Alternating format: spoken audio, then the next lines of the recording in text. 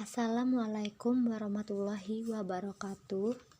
Perkenalkan, nama saya Sandi Kurniawati, NPM 19071045. Di sini saya akan mempresentasikan hasil makalah saya yang berjudul Tinjauan Umum Sistem Informasi Bisnis.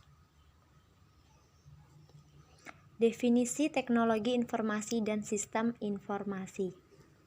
Pengertian teknologi informasi itu sendiri, atau yang sering disingkat IT, adalah istilah umum teknologi untuk membantu manusia dalam membuat, mengubah, dan menyimpan, mengkomunikasikan, dan menyebarkan informasi. Teknologi informasi merupakan suatu teknologi yang memiliki fungsi dalam mengolah data, memproses data, memperoleh, menyusut, menyimpan, mengubah data dengan segala macam untuk mendapatkan informasi yang bermanfaat atau juga berkualitas. Dan untuk definisi dari sistem informasi atau yang sering disingkat SI, yaitu secara umum adalah suatu sistem yang mengkombinasikan antara aktivitas manusia dan pengguna teknologi untuk mendukung manajemen dan kegiatan operasional, di mana hal tersebut merujuk pada sebuah hubungan yang tercipta berdasarkan interaksi manusia, data, informasi, teknologi, dan algoritma. Tujuan dari teknologi informasi dan sistem informasi.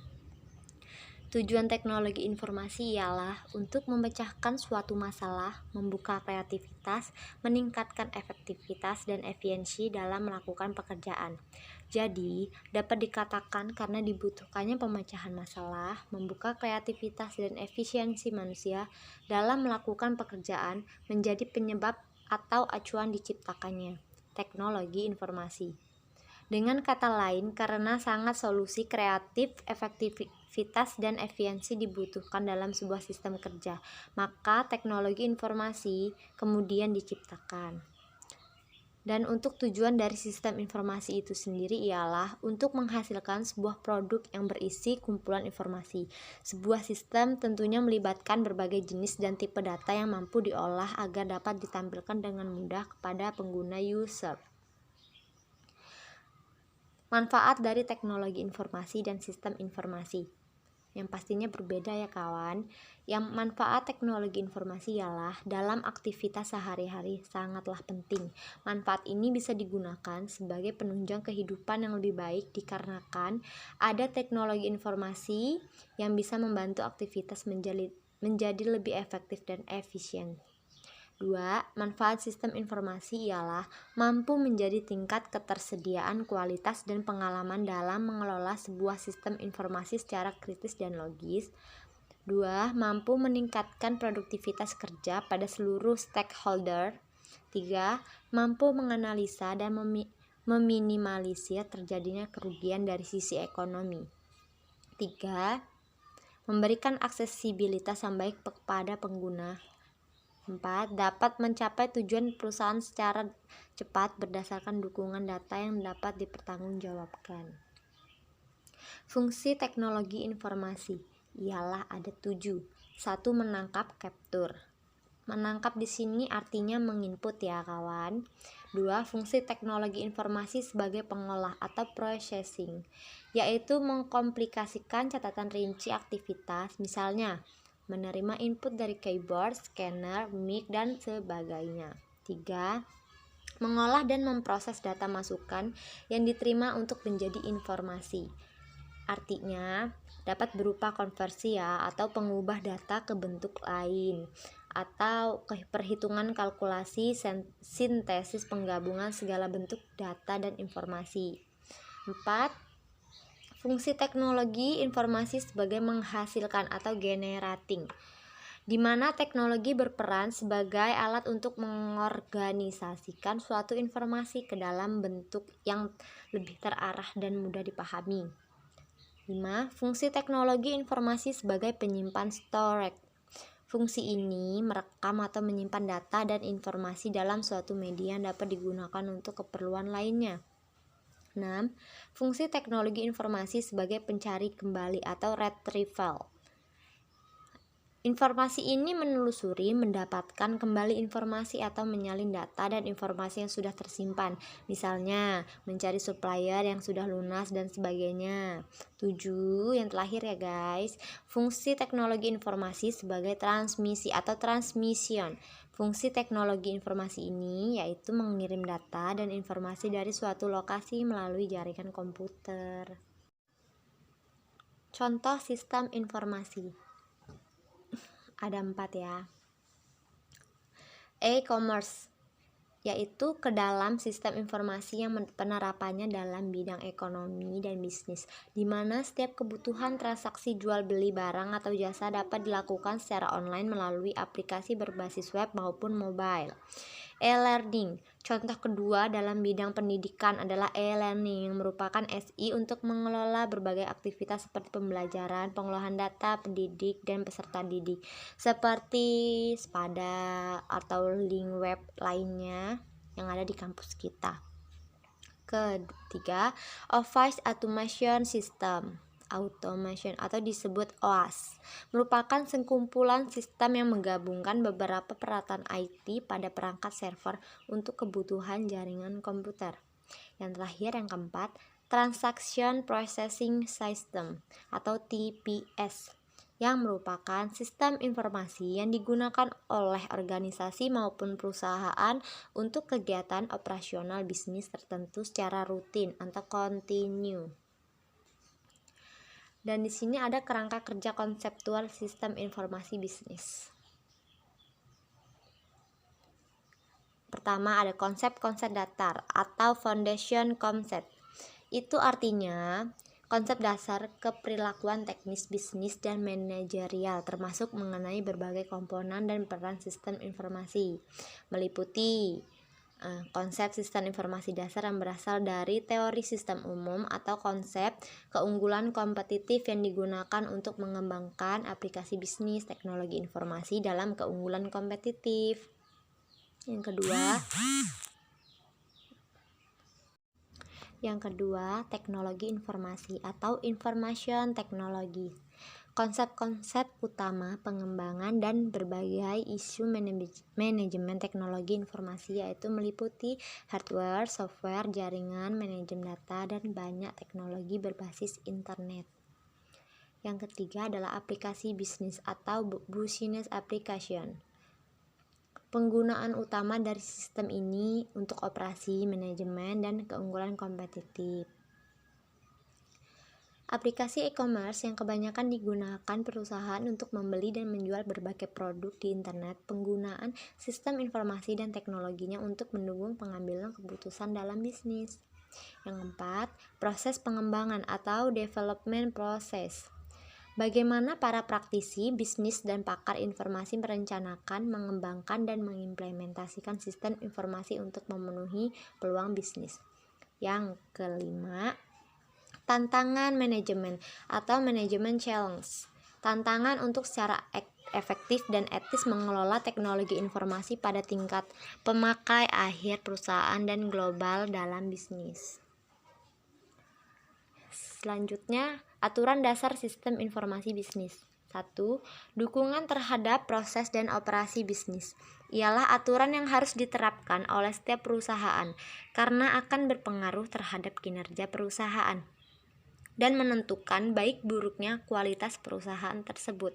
Yang kedua, dukungan terhadap pengambilan keputusan oleh pegawai dan manajer adalah sebuah aturan yang mendukung untuk maju tidaknya perusahaan tersebut karena sebuah pengambilan keputusan dapat menentukan kualitas dari perusahaan tersebut. 3. Dukungan strategi untuk keunggulan bersaing adalah suatu aturan yang vital dalam sebuah perusahaan karena sebuah strategi dalam bisnis menentukan kesuksesan perusahaan tersebut. Sistem informasi bisnis memiliki kecenderungan. Di sini ada beberapa alasan yang membuat sistem informasi penting dalam bisnis, yaitu 1. Mengejar kemajuan teknologi informasi. Yang dimaksud ialah perkembangan teknologi informasi pun sebenarnya akan meringankan SDM atau sumber daya manusia saat mengerjakan tugas berat dan harus diselesaikan secara tepat. 2. Perubahan dalam kondisi perekonomian. Meski sempat lumpuh, perekonomian Indonesia dapat berakhir segera bangkit berkat pesatnya digitalisasi atau globalisasi. Sistem informasi pun kian dibutuhkan mengingat sebagian besar konsumen beralih menggunakan platform online. 3. Persaingan bisnis yang semakin ketat. Ada beberapa faktor yang mempengaruhi persaingan bisnis. Salah satunya adalah pemakaian teknologi. 4. Dampak dari kecepatan waktu. Pengaplikasian teknologi dalam bisnis tak dipungkiri membuat konsumen semakin kecanduan dengan kecepatan. 5. Munculnya inovasi dalam bisnis, yaitu temuan inovasi sebenarnya dapat menunjang sistem informasi sehingga Anda bisa memperoleh data yang lebih berkualitas. 6. Yang terakhir ya, tekanan lingkungan dan sosial, yaitu tekanan sosial yang muncul dari lingkungan berdampak pada kinerja Anda sebagai pelaku bisnis dan dapat memberi efek positif maupun negatif. Diperlukannya integrasi sistem. Kenapa pentingnya mengintegrasikan sistem bagi pembisnis? Nah, 1. Mempermudah proses optimalisasi sumber daya. Karena untuk mengelola kebutuhan sistem dalam perusahaan tentunya membutuhkan resource yang besar, baik dari segi waktu, tempat, alokasi, dana, dan lain-lain. 2. Akses data dapat dilakukan secara real time. Maksudnya dapat dilihat dan dimonitoring secara real time atau terjun langsung ya. Jadi, Anda tidak perlu menunggu konfirmasi atau informasi terlalu lama dan mengecek berulang-ulang beberapa data. 3. Memudahkan dalam pengambilan keputusan. Setiap pemimpin tentunya harus mempunyai visi misi yang jelas untuk mengambil keputusan demi meningkatkan kualitas bisnis yang dijalankan. 4. Mempercepat proses komunikasi antar departemen. Dengan menerapkan integrasi sistem dengan benar, maka dapat menghubungkan antar departemen dengan lebih efektif dan mudah. Jika tidak ada komunikasi antar tiap orang, maka tidak akan mungkin menghasilkan sebuah produk yang berkualitas. Selanjutnya, sumber daya informasi. Terdapat 5 ya, gengs.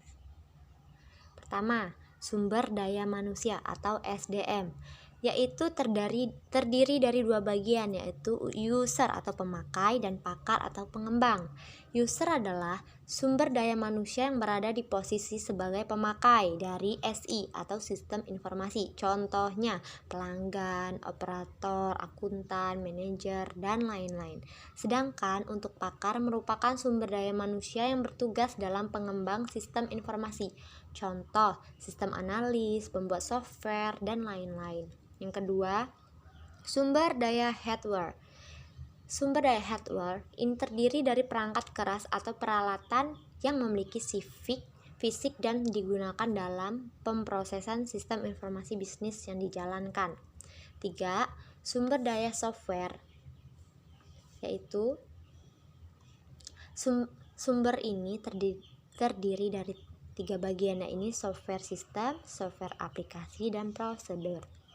Software sistem bisa diibaratkan seperti operasi sistem yang ada dalam komputer, sedangkan software aplikasi adalah suatu program yang memproses langsung setiap tugas dari pemakai komputer. Contoh, aplikasi penjualan. Kalau produser adalah bentuk pengoperasian perintah-perintah terhadap pihak pengguna sistem informasi. Contoh, produser entry data. Yang keempat ialah sumber daya data. Sumber daya ini membahas mengenai data yang ada dalam suatu proses bisnis seperti deskripsi produk, catatan pelanggan, file kepegawaian, dan database persediaan, serta masih banyak lagi tergantung jenis usahanya. Yang terakhir ialah sumber daya jaringan. Sumber daya ini cenderung lebih mengarah ke arah komunikasi ya, geng, seperti media komunikasi, pemroses komunikasi, serta software untuk akses dan pengendali jaringan dalam suatu sistem informasi. Selanjutnya ada manusia pengolah informasi. Di sini ada fotonya.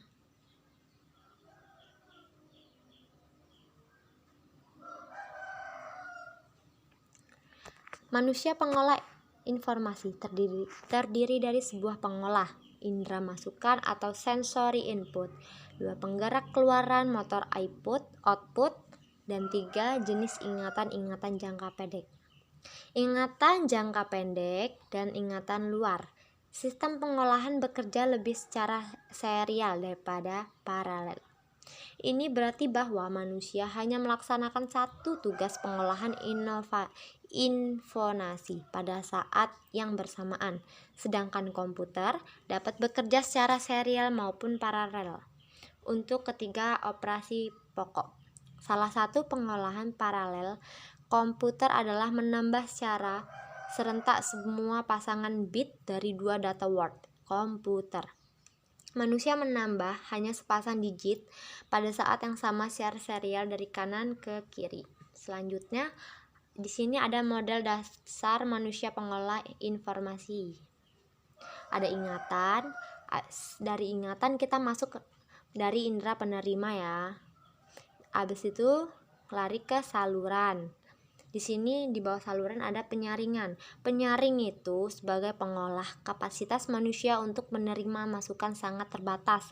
Untuk mengurangi masukan, maka diperlukan proses seleksi atau penyaringan. Lalu pengolahan mental, lalu saluran, dan lahir hasil keluaran. Model Newell-Simon tentang manusia pengolah informasi. Ya. Allen Newell dan Herbert A. Simon dari Carnegie Mellon University telah mengajukan sebuah model mengenai pemecahan persoalan manusia menggunakan analogi antara pengolah komputer dan pengolah informasi manusia. Sistem pengolah informasi manusia terdiri dari sebuah pengolah, indera masukan, penggerak keluaran, dan 3 jenis ingatan, yaitu ingatan jangka pendek, ingatan jangka panjang, dan ingatan luar. Sistem pengolahan bekerja lebih secara serial daripada paralel. Ini berarti bahwa manusia dapat melaksanakan satu tugas pengolahan informasi pada saat bersamaan, tapi tidak berarti bahwa manusia tidak dapat mengerjakan lebih dari satu tugas secara bersamaan.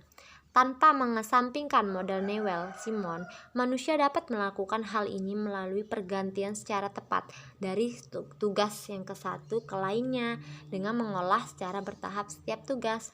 Ketiga ingatan atau memori berperan dalam besar.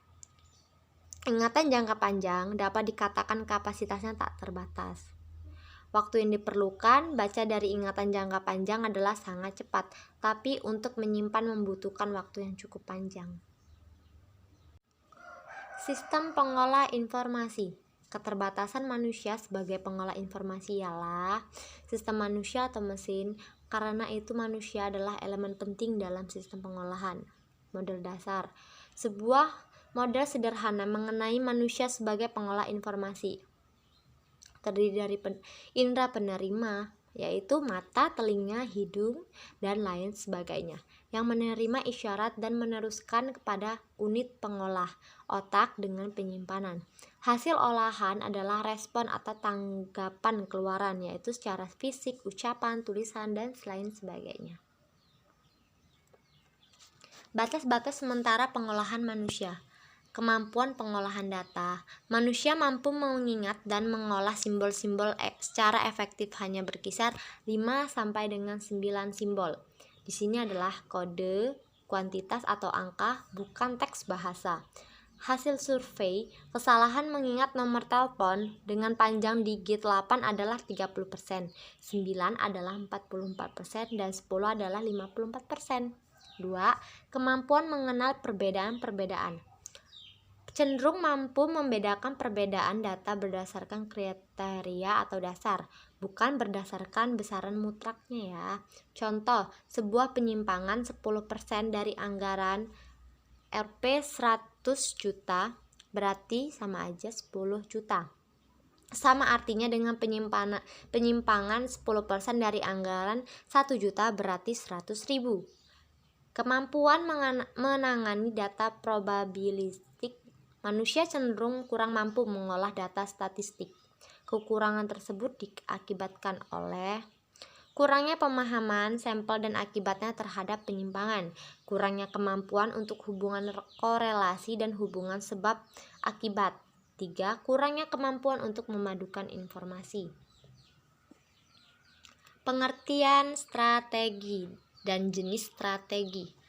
Pengertian strategi ialah pola keputusan di dalam sebuah perusahaan yang menentukan dan mengungkapkan sasaran, tujuan atau maksud, serta menghasilkan kebijakan yang prinsip dan merencanakan agar mencapai keberhasilan yang dimaksud, serta mendefinisikan cakupan bisnis perusahaan untuk mengejar jenis ekonomi dan organisasi manusia, atau bermaksud menjadikan sifat alami pada kontribusi yang ekonomis dan non-ekonomis bagi pemegang saham, karyawan, pelanggan, dan komunikasi.